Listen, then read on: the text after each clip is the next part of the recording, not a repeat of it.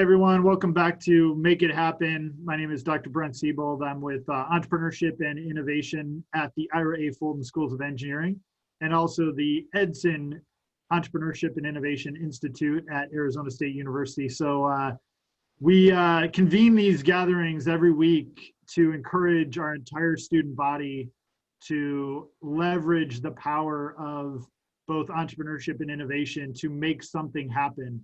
And in most cases, you have an opportunity to change the world for the better in a organizational setting. So your first job as an engineer, your first job as a business person, your first job as a designer, you have the power to create change within your organization. And for a handful of you, you might have also an opportunity to create impact by building a brand new product, a brand new service, a brand new intervention to make the world a better place. And so our guest today, Sid Jubran, is an ASU alum of our master's program in engineering. And so Sid is also a co-founder of an amazing company with whom we've been engaged here for the past few months. And Sid, I think you may be trying to recruit some of our top engineering and business and other graduates from Arizona State University. So you can certainly give a pitch for whatever opportunities you have, but hopefully the gang we have tuning in here today, live and also on YouTube, may be very interested in joining an entrepreneurial organization and learning how to be a great innovator as you have been in your early career, Sid. So thanks for joining us. Really appreciate you being here. Thanks for having me.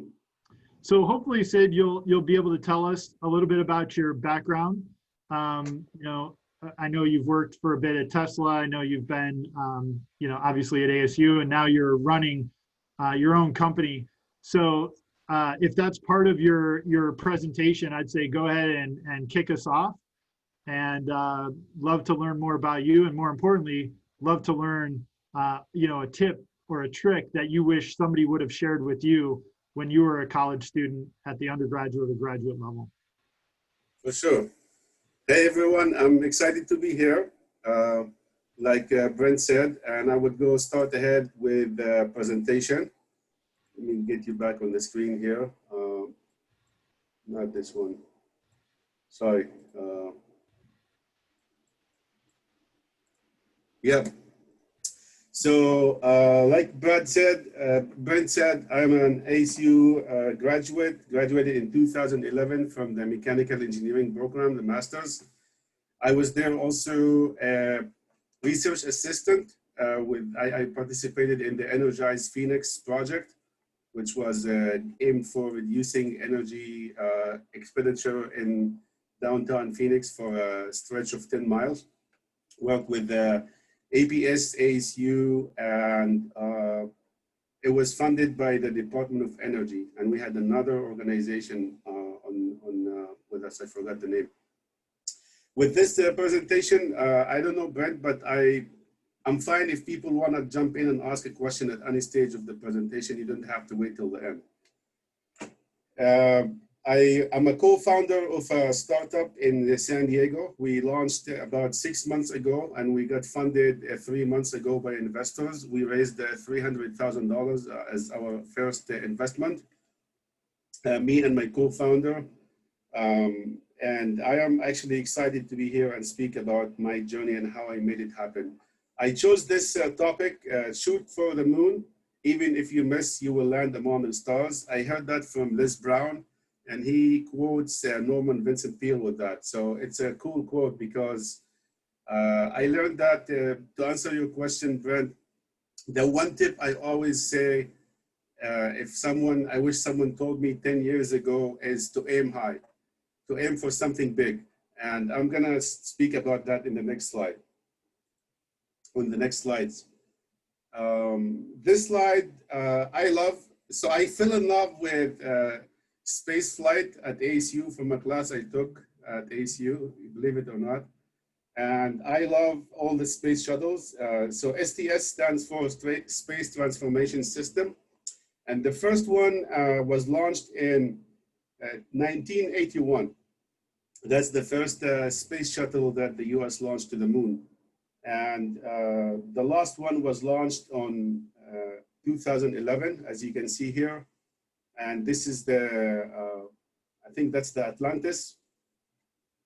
It's just, I look at this because to launch something like that, it requires so much work and so much time. And I see stages of my life similar to a space shuttle system. It's a mission you say you want to do, or a goal, and it takes usually several years or months to do it. And it's very complex, but when the president said back then, I think, I forgot the name, he said, we will put a man in the moon in 10 years so that's like the project planning. The purpose is put a man on the moon safely and return safely in less than 10 years with a timeline. You all know about SMART goals. SMART is measurable, attainable. You know the acronym, right? Someone could help me with the acronym if you want. So the next slide is I'm going to speak who am I and how I got to where I am now. As a kid, I also dreamed about being an astronaut just by hearing about Neil Armstrong back then when all the landing on the moon. And in high school, I started gaining more interest on how things work, how birds fly, how airplanes fly, all that curiosity and interest on how the world around us works, even at that early stage. And this is one thing that I encourage everyone is to be curious. Don't take things the way they are because you think someone knows better than you and understands better than you how they work. You can always discover it yourself. And that got me really obsessed with wanting to know how electricity, how many things around us that seem so complex, like electric cars and computers and technology works, and opened my path into the discovery journey. And then I became a physics student and mechanical engineering, and graduated in 2006. I think most of you here are students, and is that Brent correct? Most of the people are students? That's correct. Yeah, and at the time of being a student, I remember all I wanted is to graduate. So that was my goal, is I want to graduate successfully and find a job. And I did that, and you will do that too. The problem with that is you will get to that and then you wish you had a higher goal. And that's what happened to me, is I graduated, I got a job with Intel, and I thought I'm living the American dream. I was employed by Intel in Arizona, in Chandler. Good job, nice things. And then I loved it in the first few years. And then I realized, okay, what's next? And then when I started, said, okay, I'm going to go back to ASU and figure out more stuff. I think I could do more in life than just be an engineer at a great company. Which is nothing wrong with that. People could choose to stay in that career for their lives, but I'm assuming you guys are entrepreneurs, and by nature we usually want more than just an average job or career that most people get.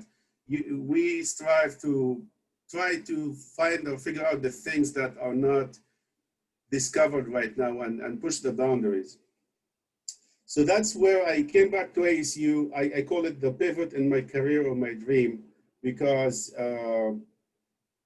I wanted to see where my life can do a better value or better success for me and for others. After ASU, I worked at Intel Micron Flash Technologies in Utah, and then Samsung Austin Semiconductor in Austin, Texas. And then I also, then after that, I went to Tesla as a senior engineer.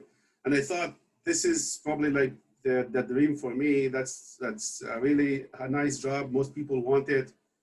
And I got there actually kind of bored, because you work a lot of hours, 70 hours a week. It's a great company, great thing, but you're always working on things that you kind of know what you need to do every day. It becomes like a routine and just putting in the hours. Although as much as we love Tesla and what they do, I thought this is not for me. I don't want to spend my life working for a great company because I want to do something new, something different. And then I left Tesla which was really hard. I was making really good money, like 150,000 a year in the Bay Area, which was not a lot of money, but was not bad. And many people want to go work there. And I left that for a startup as a first employee with going back to a minimum salary, like $3,000 a month, with equity in the company and knowing the co-founders without actually thinking so much if this is gonna succeed or not. And it actually failed after 12 months. We ran out of money.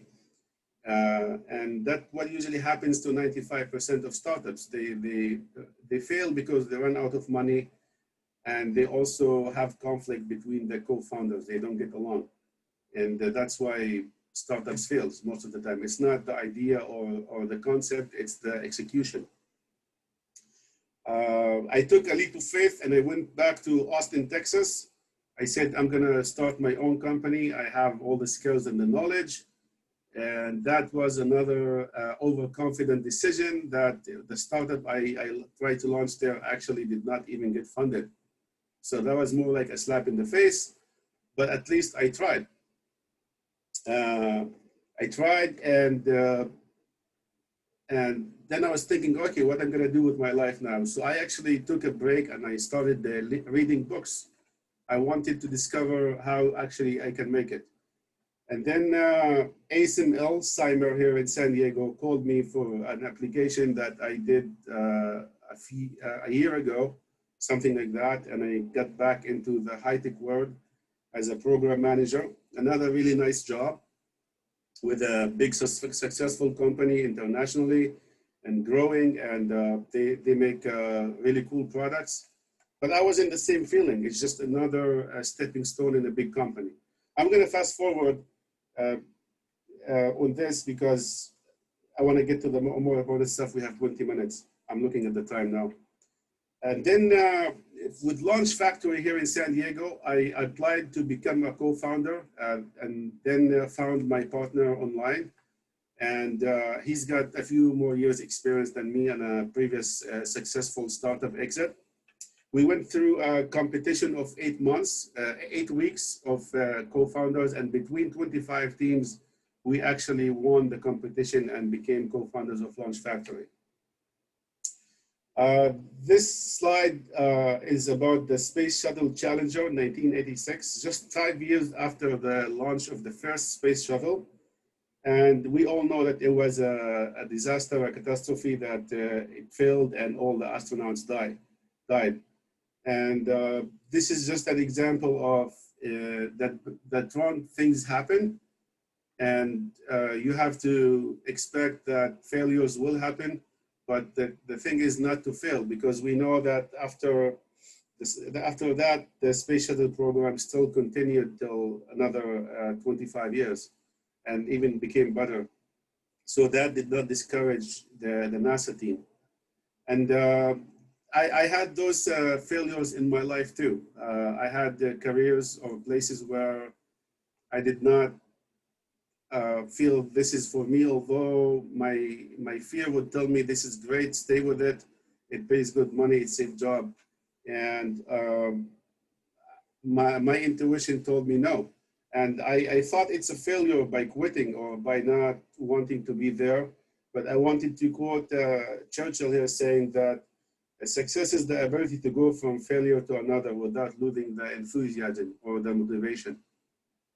And same thing for you guys.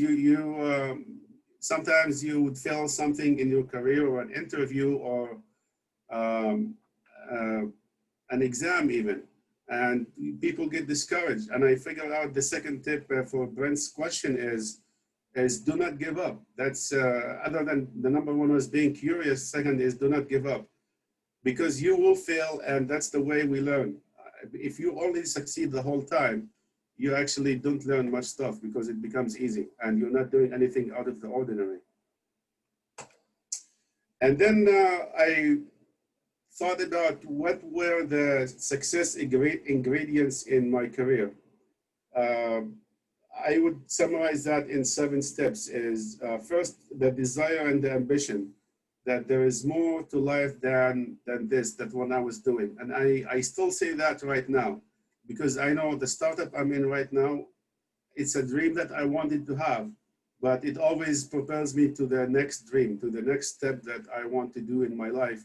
And to make it happen, how do you make this happen is by having the continuous desire and ambition, yeah, to want to achieve this and to believe. And then I was asking myself all the time why I am here, whether it's in Tesla or the previous startup. And I thought always, I don't want to be an average. I don't just want to be an employee somewhere doing everything and living for the weekend. And for me, that kind of average career, I categorize that as failure. Although it made me think of my previous great careers as a failure, it encouraged me to push even harder and get to where I am now, because getting to a startup co-founder is a very much high risk position. Most, like we said, 95% fail. Now, how do I sustain myself in this situation of uncertainty? I say I can't do it. Other people have done it. And if not me, why not? If not me, who? And why not me? So, and you look at the successful people in the world today, they always says, why not me? Or why can't I do it?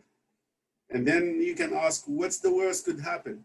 The worst could happen is you could fall back to a previous job, or you could go back to school, or you could work in a job that just to begin your career again if you lost all your money. I would say failing in a big situation, it's much better than not experiencing that, because it would encourage you to do the big thing that you're supposed to do in your life. And I always say we live in the greatest country, in the biggest economy, and the most innovative country in the world. And if I am here, I'm going to use that all the way. We have all the resources to be successful and make the world a better place. Number 4, always encouraged myself with reading stories about successful people. For example, Howard Schultz, the founder of Starbucks, and I think his speech at ASU at the Entrepreneurship Center, I watched that on YouTube like so many times. Even till today, I still watch it sometimes in the morning to reignite myself and get motivated. And he said, if you saw where I came from to where I got to now, you wouldn't believe like how far he has come. And I say that to myself, and you guys have big dreams. I'm thinking that's why you're here.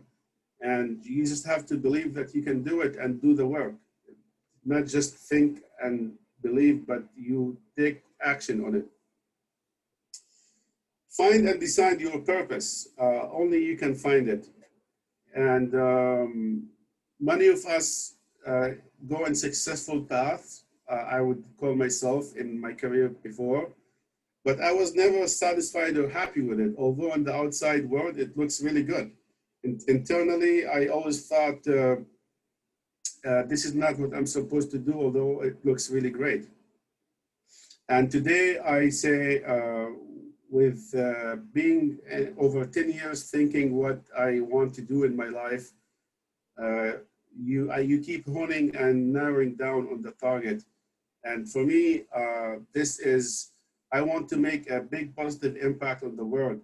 I want to help people achieve their dreams and pursue their specific purpose and goals in their life that makes the world a better place and makes them happy. And that's how I came to Productified. Productified, we help people launch their ideas and products into the market. If someone has an idea or an invention, they're not sure how to do it, We are a platform that takes the inventor or the entrepreneur or the idea creator all the way from idea to a product, and we'll guide people into doing that. And that's one thing I believe we can help people achieve their goals and dreams. And that's probably related to what Oscar asked you in the beginning about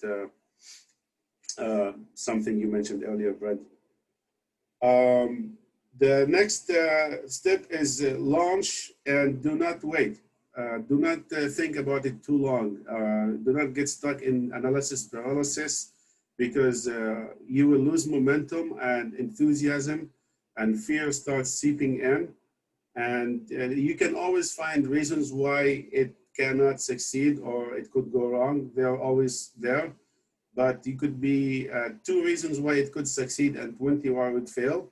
I would say still try, because you don't know until you try. Maybe you will do a great job, or nobody has done it because they thought the same way.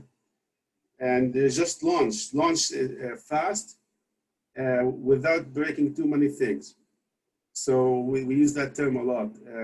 You're gonna keep the momentum going, but also with planning and thinking and not breaking a lot of things along the way that you need to fix later, and then you have to go back. And I also say no other way.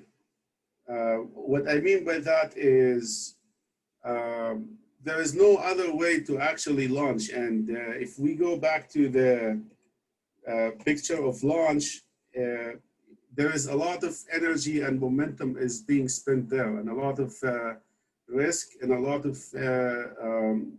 trying to break through gravity for 2 minutes here, until the space, the rocket reaches the outer space. And that's what I mean by launch, and there is no other way. You have to do the work. It doesn't feel comfortable. Even if you're doing the best thing you want to do, or the thing that you desire your whole life, it doesn't always feel like it. That's the reality of life that I experience, and I hear from a lot of people that doing things that many people want to do. You have to have the discipline to put the work and the energy, and to give up on some other stuff like social activities or TV time or whatever you think you're spending your time on. You have to concentrate that on one thing, and you have to do it fast, because if you look at that picture, if this rocket will spend more than 2 minutes trying to launch, it will run out of fuel and go back to the ground. So that's one concept. You have to spend a lot of energy really fast, focused. Same thing, I go to the gym every day in the morning before work. I would say 50% of the time I don't feel like it, and I think about going back to bed, but I still do it because I say there is no other way. That's what I need to do. And the whole driver for this entire thing is to have a positive impact on the world, because we all want to have significance and fulfillment and a meaningful life. And that's, for me, what it means to have purpose, is to empower others and make the world a better place. I'm gonna speak about the time and energy. So when you spend work, and that's actually from like physics or thermodynamics, you put work and time, and you create energy. And I believe energy is freedom. Having the energy to do things in your life, it's the freedom, and that's the thing that we also most want sometimes. How do you get to that? How do you sustain that working hard, working many hours, or focused and on a continuous time? Because that's the only way I find to actually achieve the goal. Many things don't happen in a week or a month or 6 months. Usually they take sometimes a year. So health is very important, and S is spiritual, mental, and physical.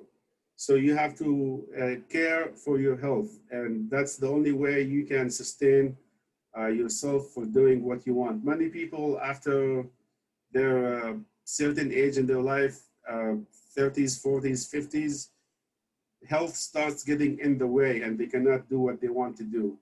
Most of you are really young, and at ASU, and students. I'd say everyone could be young, even at what age if they care about their health. So that's the most important thing. And I always say health is wealth. Energy or health is wealth. So energy, E, equals mc squared, which is mass, or you can call it momentum, and it's C is speed. So you're always moving. You don't stay stagnant. That's why I say, if you want to do planning or things about things, say, I'm going to think about this for 10 minutes and start doing whatever I can reach in 10 minutes. You don't have, if you get too much into thinking, you will stop doing what you need to do. And that brings me to progress equals fulfillment. When you are doing stuff and busy, even if you're not as much efficient as you want, or you're not getting things done, but at least gets you in the way of, or in the momentum to actually achieve things and in the work mode. And the next thing I would say to achieve the positive impact is you have to have health plus energy. You have to keep moving, you have to take action, but you have also to keep yourself mentally, spiritually, and physically in a situation where you can actually achieve that purpose or that goal in your life. And going back to the success definition, like Napoleon Hill, I think, said, is progressive realization of a worthy ideal. Whatever you want to define as success in your life, test it with this situation. Are you progressing to realizing something that is worthy and ideal, and for you and for others? So you always check on that. And this is my presentation. I'd love to answer questions. That's fantastic. Thank you so much, Sid. Really appreciate all the time and energy you spent on putting some of these equations together.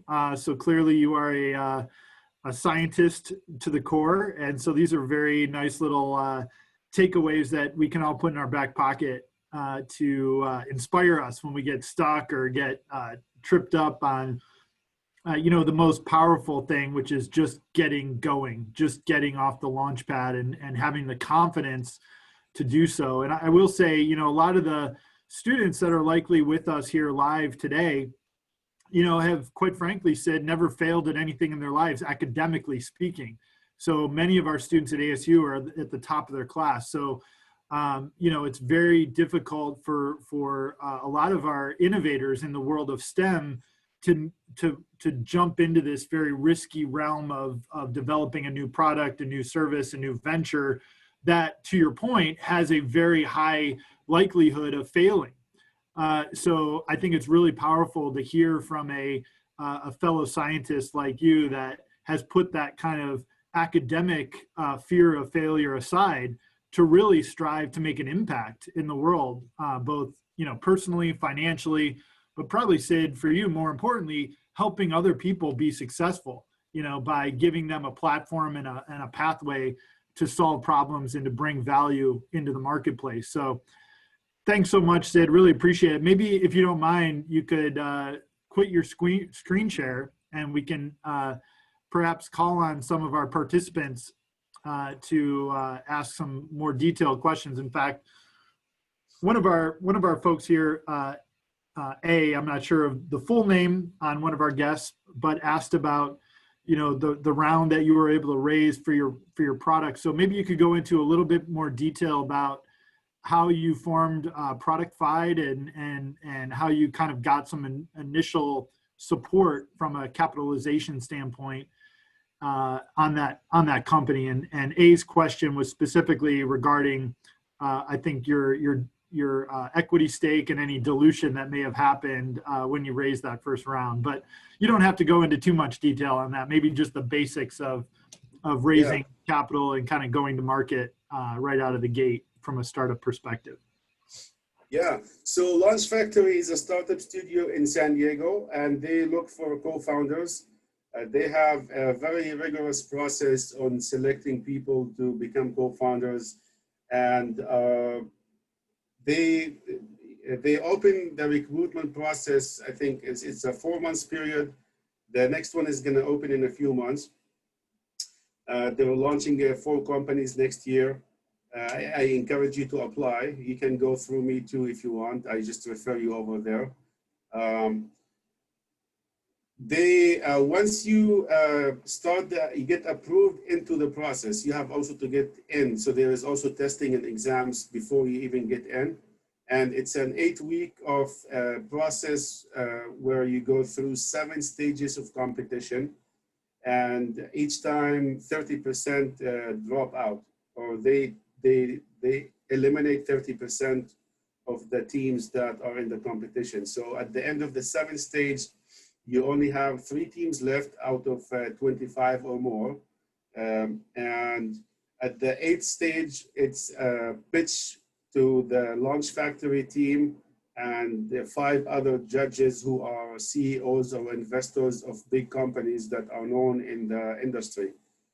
And the 7 stages are basically you presenting your business model and plan for the idea that they select for you.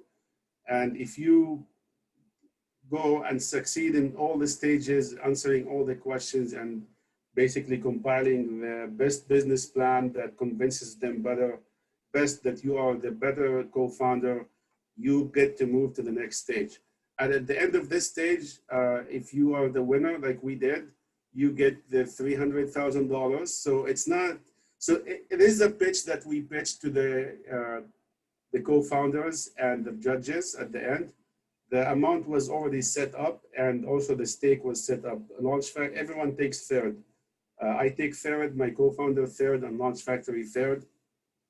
And then they also provide advisors and other support elements and procedures and programs, which is really great. We now have 2 famous co-founders with us, the co-founder of GoFundMe, which sold for $600 million.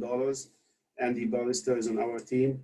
And we have Kim Davis King. She's a famous entrepreneur, investor here in California, too, Southern California. So that's great. I really encourage you to check them out, launchfactory.com. I hope I answered your question. Yeah. It's great. Sorry, A, did you want to chime in there? I said I hope I answered his question. Oh yeah, I believe you did based on what was written in the chat. But thanks, Sid. Really appreciate that. Yeah, A is unfortunately able to access microphone, but that's great. Just wanted to reinforce to everybody what Sid just described. Launch Factory runs what we call a studio model, which is actually fairly new in the realm of helping startups and new products and new services get off the ground, where it starts with a validated problem statement. In this case, Sid, I would assume that the problem statement was hey, inventors don't have a really easy place to go to help get their products to market. And that is, in fact, a valid problem statement. So instead of allowing an entrepreneur to dictate the problem, this organization, Launch Studio, you said it was, Sid, correct? Is that right? Launch Factory, yeah. Launch Factory, sorry. Yep. Launch Factory would then basically call for really talented people like Sid to, propose the correct path ahead for solving that problem in the market. So Sid, kudos. Many folks here on the call are probably familiar with the predecessor to that type of competitive startup support program, like Y Combinator. Techstars are kind of the big ones, 500 startups, where just like at Launch Factory, there's a set stake that the co-founders give up to be in those programs. So a third is pretty basic to understand. So that's really, really cool. So not to go too far down the rabbit hole of new venture support programs, but I would be remiss to share with you, since you were doing graduate school here at ASU nearly a decade ago, that we have a program at ASU called Venture Devils, which acts in a very similar fashion to Launch Factory.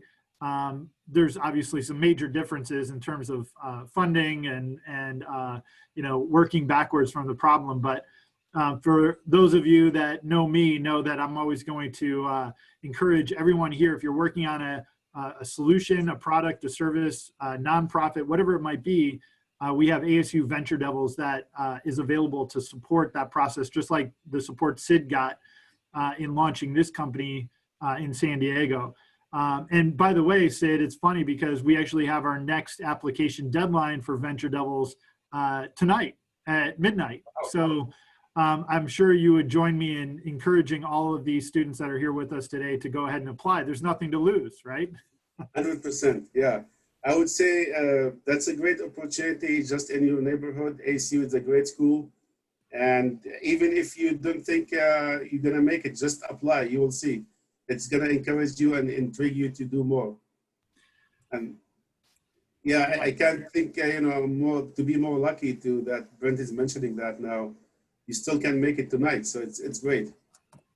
Yeah. And the other thing I'll mention, Sid, we, in terms of, significant early stage capital for these students here at ASU, and actually any student around the country, we have another program called ASU Innovation Open, which has a $100,000 grand prize, which is the largest grand prize we offer, non-dilutive, so no equity is given up in that. So we're very thankful for our historical funding partner in that. Sid, you probably know the company Avnet pretty well in the work that you're doing right now with hardware development. So. Cool. So sorry, I don't want to dominate the conversation with Sid. He started talking about venture development programs like Launch Factory, which is near and dear to my heart. All those models are things we try to learn from at Arizona State and import into our Venture Devils program and our ASU.io competition. I'll put both of those things in chat. Any questions from the group based on Sid's professional journey as a technologist who moved into the entrepreneurial space, or any reactions to Sid's equations that he has written for all of us to lean on? Yeah, Sid, I've got a question for you. I'm well beyond the student range, as you can probably see from my picture. But we'll be moving into Mirabella. It's a senior living building there on the corner of Mill Avenue and University. The whole idea is lifelong learning, but that's an aside. Part of our building has a 10,000 square feet for the Herberger School of Art. And we've been given a few tasks or questions on how we could help young artists. And I've been listening to Brent's sessions every Friday, and it seems to me like an artist, a really good artist, is really an entrepreneur. And if the artist makes money, is able to make money as a professional artist, they're also an entrepreneur. Now, what are your thoughts on how some of the things that you learned could be leveraged for a young artist or an artist in graduate school who really wants to be an artist and really wants to create? It's a little different, perhaps on the surface of it, but in my opinion, it's the same thing. And I would like your thoughts on how your program and Brent's program could maybe help somebody like a young artist. And with that, I'll sign off here. Yeah, good question. I would think that the world of the internet today is huge. You just I can't believe how much it became easier to do things today through the internet, even from home. And now we are, as a startup, we're almost spending no money on any of like software development or anything, because so many companies are out there on the internet offering a pre-built, already made block that we need, and we just plug it in our website and it works. So I would think in the same realm for an artist, there is so many inventions and companies on the internet that will help an artist or anyone else do what they need without having to spend so much time and money. I think that the only thing that is left on us or on the artist is to make the content or the idea or the thinking process. So as long as this artist have the idea or what they really want to do, I'm pretty sure if you look really long time in the internet, you will find what you're looking for. There is just unbelievable amount of almost anything you want, I would say, on the internet is already existing. We just don't know about it. And that's, I would encourage the artists to go that path is the help is there. You just need to find it. And even connecting with other artists or other people in the same field or industry, I also am amazed by how much so many people that I wouldn't think they would talk with us. They're giving us an hour on Zoom to give us everything they know to help us succeed. And I just have so much faith in people that they want to help others. And that's a great path to go to. Great answer, Sid. And thanks, John, for teeing that up. We have a guest from our School of Art and Design and our larger Herberger Institute for Design and the Arts. Damon is here with us. And he's very interested in helping artists become entrepreneurs, because at the end of the day, Sid, I think you'll agree that it's really about creating value, right? So if you create value as a product inventor, it's really not that much different than creating value as an artist, as a musician, as a painter, as a sculptor. If people value your work, there's a business model to be found in that equation. And, I think, Sid, your company is a great example of helping quote unquote artists, find their path to the marketplace. It looks like Max has turned on his video. Max, do you have a question for Sid? Yeah, sorry about changing the stuff. My family's making a lot of noise. But in terms of putting together the initial startup team, like right now I'm going through that process kind of, and I know for sure that me and this other kid are going to be a co-founder of something. We don't know for sure the idea of what yet, but we're trying to bring in other people, whether it be like in CS fields or mechanical engineering, just different fields. So how do you validate people on that initial team more than just like the normal interview process? Yeah, that's how did you do that? Right. One thing is the references, as much as you can, at least I would say 3, depending on the position you're getting that person in or the work they're doing.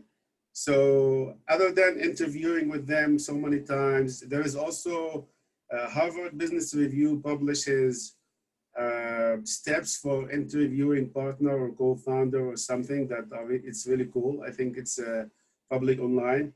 If you can find it, email me and I'll send it to you. References, I would say also you have to know what questions to ask the reference. Usually most people would say good things about the person you are asking them about, but there is ways that you can ask in a positive way to find weaknesses or things that you might not like. For example, if I was asking Brent about you, I would ask, hey Brent, we really like Maxwell and we want to work with him. From your experience in working with him, what do you think we can help them? What do you think we can help him improve with? How we can help him improve? So he would tell me something. It's to help you improve. I could perceive it as positive or negative depending on the situation. So that's one way to get important information that's honest. And most people say, if they say, I can't think about something, maybe they don't want to say something. But I would say, if you ask my partner, he will give you 5 things I could improve with. So at least. So everyone has something to work on. And that's one way to go through that. So you can read on that. And also look at their work, like what kind of previous work they did. It's either software or publication or website or a project they worked on or you said the CS software, computer science, that kind of stuff. So you can always tell them, hey, send me materials that you have published or you made or projects. And you can talk with their colleagues too. So I think that's the most efficient way because resumes and LinkedIn usually looks nice. You can't really know bad things from it. Yeah. Thank you.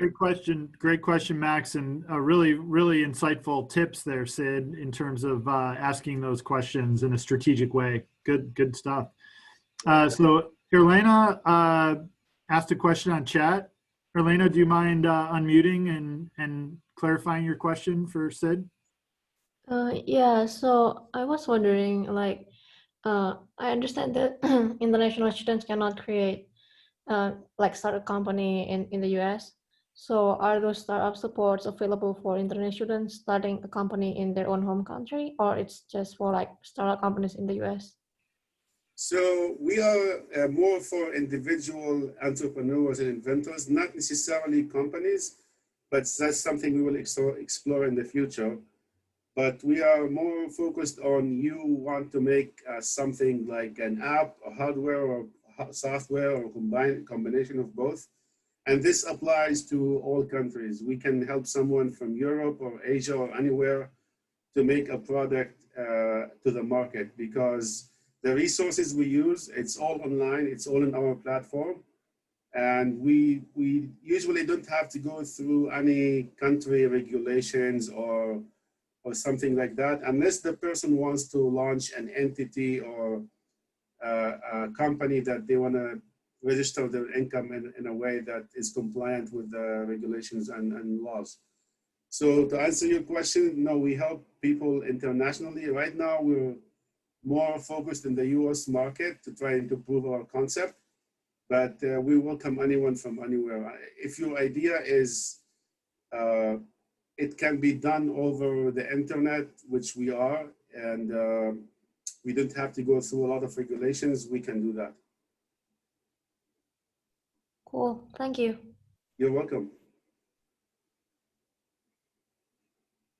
Thank you. Great question. I added a link in chat as well to Sid. I'm not sure if you're aware of Unshackled Ventures, which is a venture capital firm which is focused almost entirely on immigrant founders, which I think most of us, especially here at ASU, believe.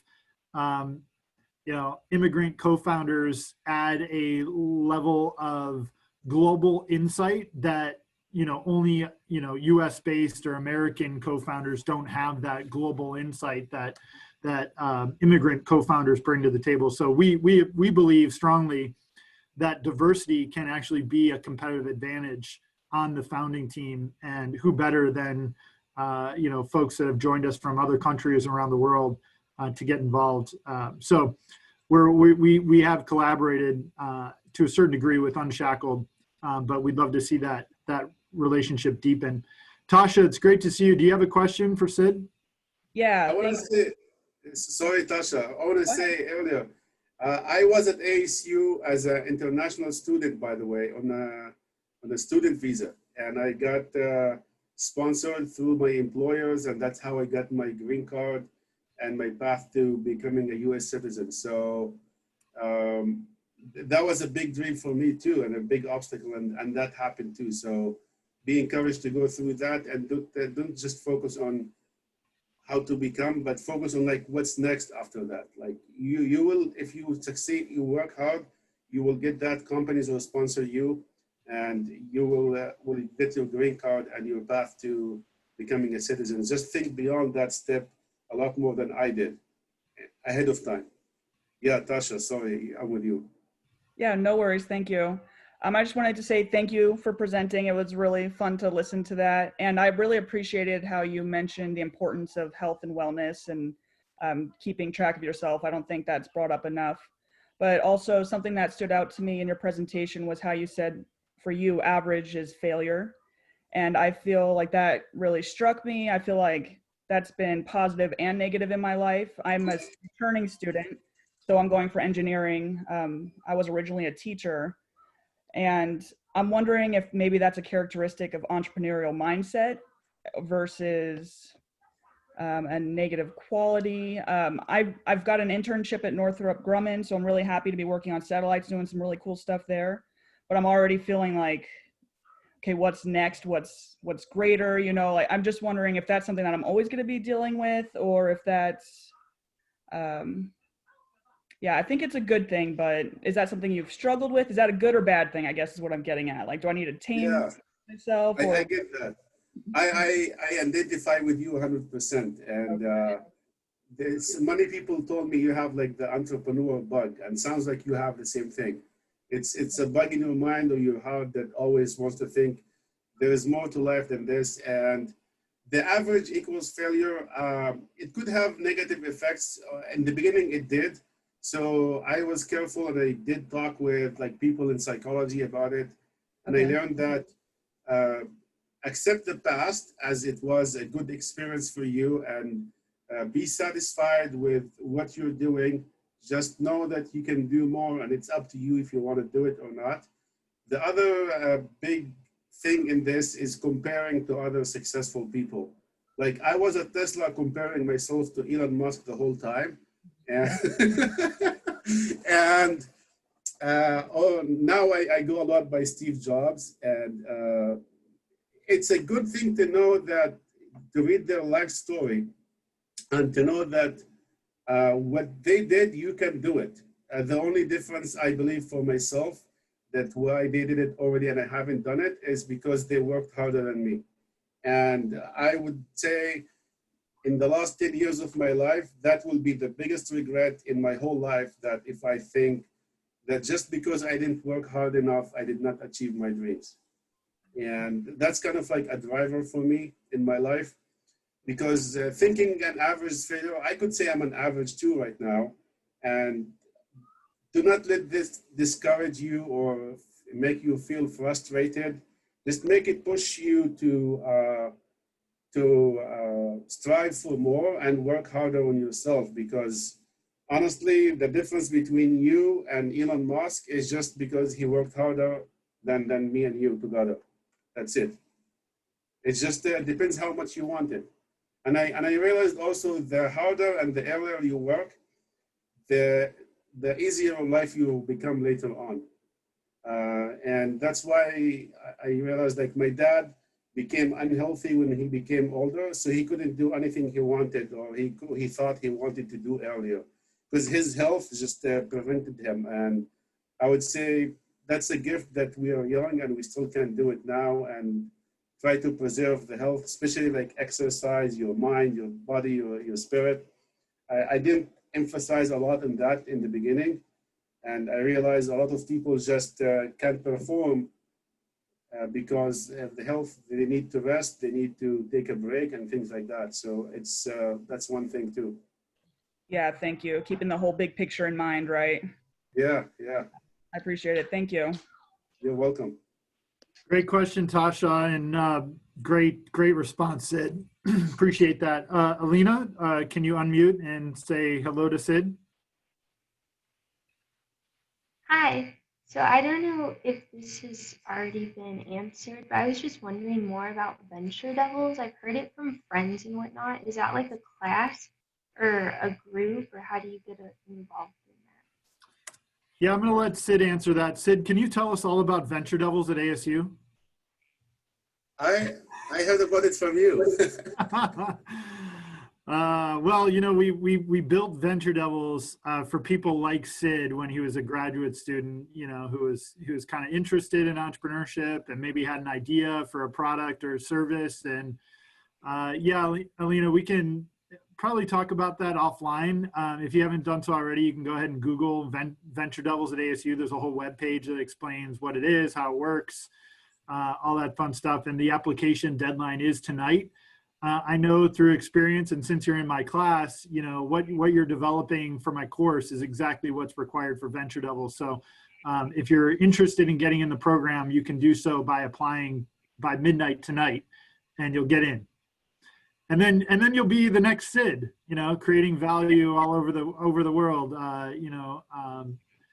So Sid, maybe we have a few minutes left. Could you tell us a little bit about maybe a little more detail about ProductFied? And, you know, I know you're looking for talent at ASU. Yes. Do you have any open positions that these students might be eligible for? Yeah, so right now we have 3 employees or interns. One is operations associate, one is software engineer, and another is also in research. And we are looking for a copywriter and editor for our online content, and also looking for web developer, graphic designer, WordPress, all that website development activities. So yeah, we are open to that. And if you're coming from ASU, I'll get you to the interviews right away, and you can finish the online process later. The great benefit of that is you get to work with me and my co-founder who already launched and sold a startup before. And he's a serial entrepreneur, a lot more than me, by the way. And he used to be a director at Illumina. He's also an engineer.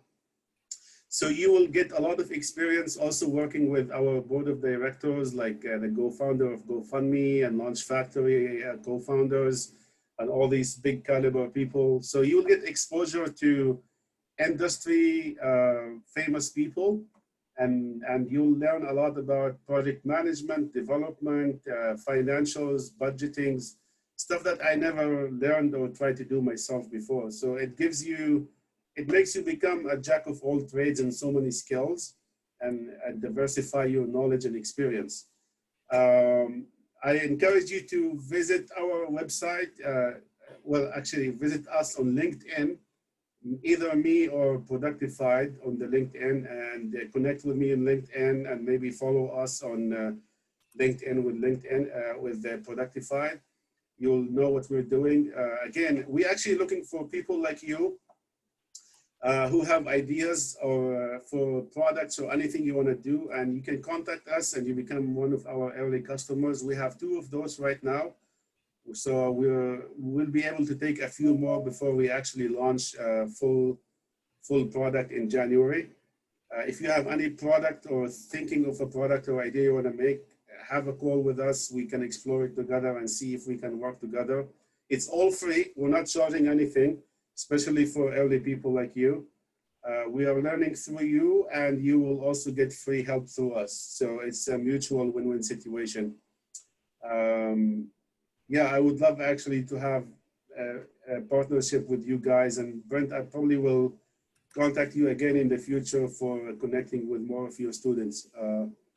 That's a great way to connect and stay in touch.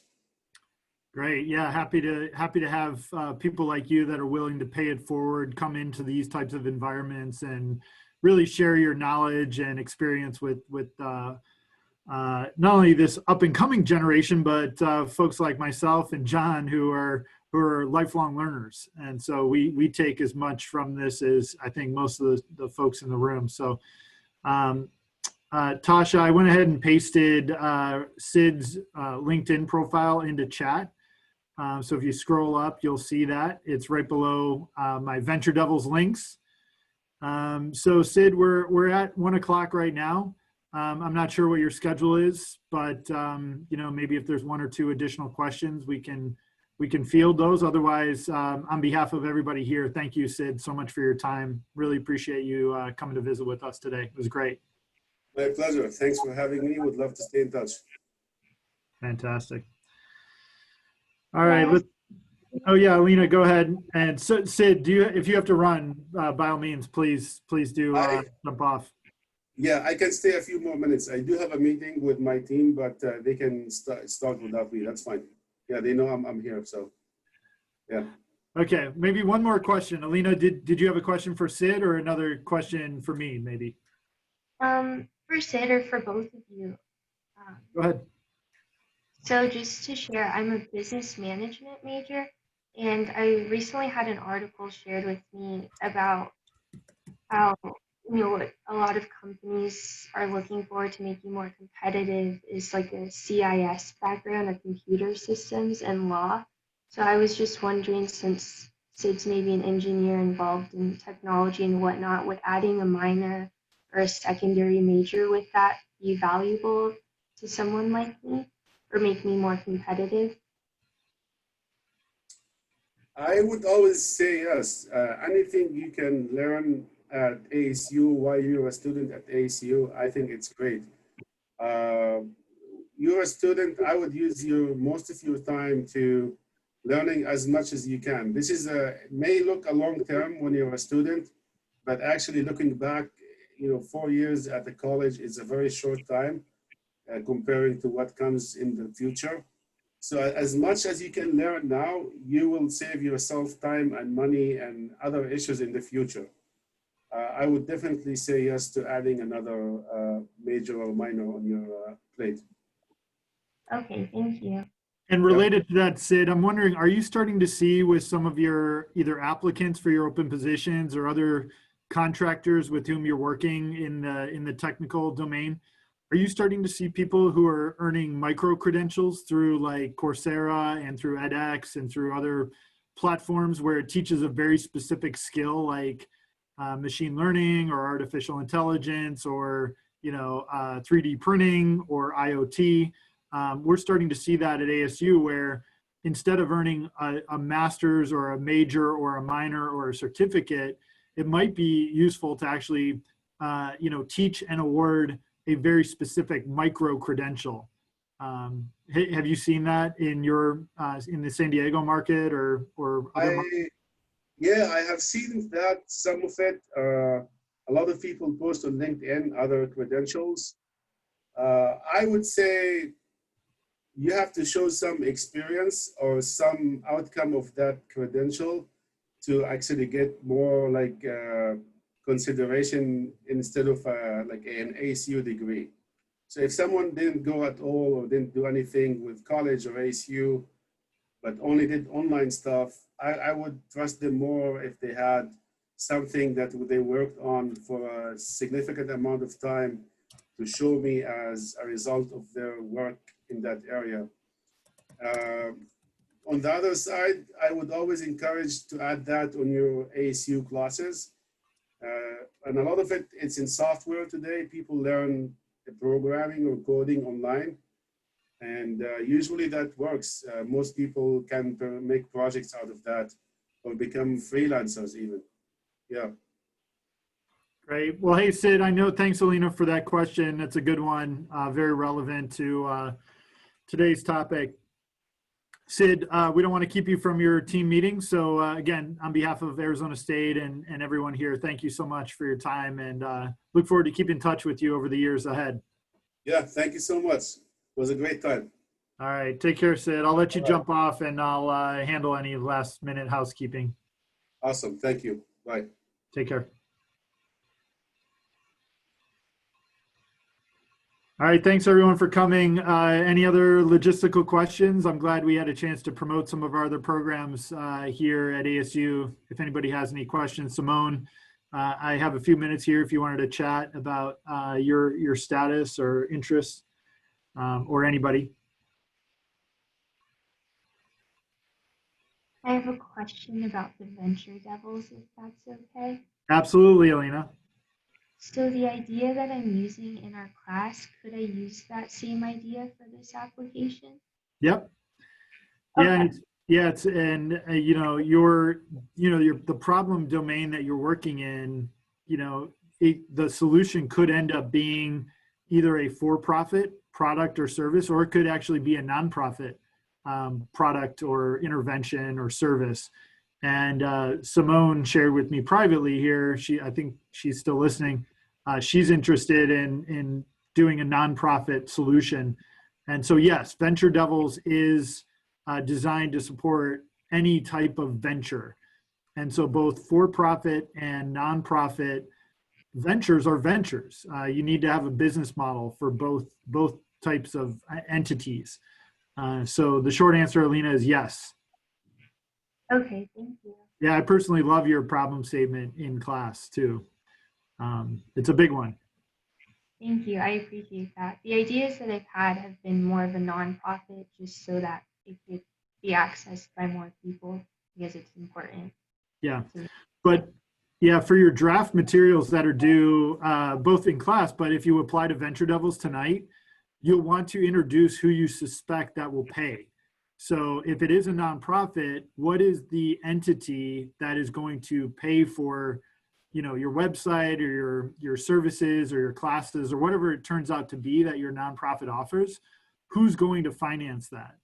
And so generally, one easy one is like the Bill and Melinda Gates Foundation, right? If they have an interest in your problem domain, you would want to present them, Alina, within your slides as the payer. Does that make sense? Yeah. Or let's say there's a famous let's say there's a famous actor or actress who suffered from, the challenge that you're tackling. That person might be the payer, right? In a nonprofit scenario. You see what I'm saying? Yeah, that makes a lot of sense. Yeah, because if you don't have the payer, you can't deliver the nonprofit value, right? So it's not a bad thing to have a payer. The payer is the foundation or the entity or the company that pays for the product to be used for free by the person that's afflicted by the problem statement. Okay. And Simone, this goes for you too. I hope you're listening. It looks like you are on chat. Is the Venture Devils, is this just once a year? No, so Venture Devils accepts applications 5 times a year. The next application deadline will be January 2nd. So it starts, you start Venture Devils with the Fall A, Fall B, Spring B schedule and the Summer C schedule. So you can get into the, if you miss tonight's deadline, you can get into the program for the Spring A onboarding orientation. Okay, thank you very much. And by that point, Alina, you'll have a really, really solid, set of materials that are required to get into Venture Devils. By the end of my class, you're going to have a really well polished, problem, who has it, solution, competitive advantage, business model, go-to-market strategy, all that stuff in your draft. Yeah, I think I'll wait for the second application to really get some more information. It's totally up to you. I mean, I'm always a big fan of, just start, right? So there's no downside to it. I'm sorry? That's what you guys talked about today in this video. He said just to go after, essentially. So yeah, Alina, if you have time between now and midnight, there's absolutely nothing to lose, So if you want to go ahead and put in your best guess at what the materials are asking for, which are exactly the same as what I'm asking for by Sunday, it would probably be in your best interest. The sooner you start, the more rapid progress you can make instead of waiting. Okay, thank you. All right, that goes for you too, Simone. You better apply to Venture Devils tonight. You have exactly, 12, you have 12 hours, exactly. And in my experience, it only takes, 4 or 5 to apply. If you're starting 100% from scratch. All right. Thanks for coming, Simone. Appreciate you being here. Any other questions? No, that's it. Sorry. I just got, I lost my voice yesterday. Been around too many kids. So I started didn't really talk too much. But I really, really wanted to apply, but I'm like, a lot of people want innovation, and mine is not really innovation. It's programs like this, but not from my standpoint. So I would definitely apply. Good. Yeah, no, it's innovation by our definition is doing something new and better and valuable, right? So don't think innovation is directly, connected to technology or for-profits or apps or any of that stuff. It's really, are you creating something new that doesn't yet exist that's better than what you might be either currently using or what you want to exist? And the biggest question you need to answer is, am I adding value to other human beings? Am I providing them something that they can't get anywhere else? And so that's innovation. Okay, great. Thank you so much for the guidance. I'll definitely apply right now, like literally right now. Okay, go for it. Yeah, go get to work. Hopefully I'll see you next week for Make It Happen. Yeah, will do. Bye. All right, bye-bye.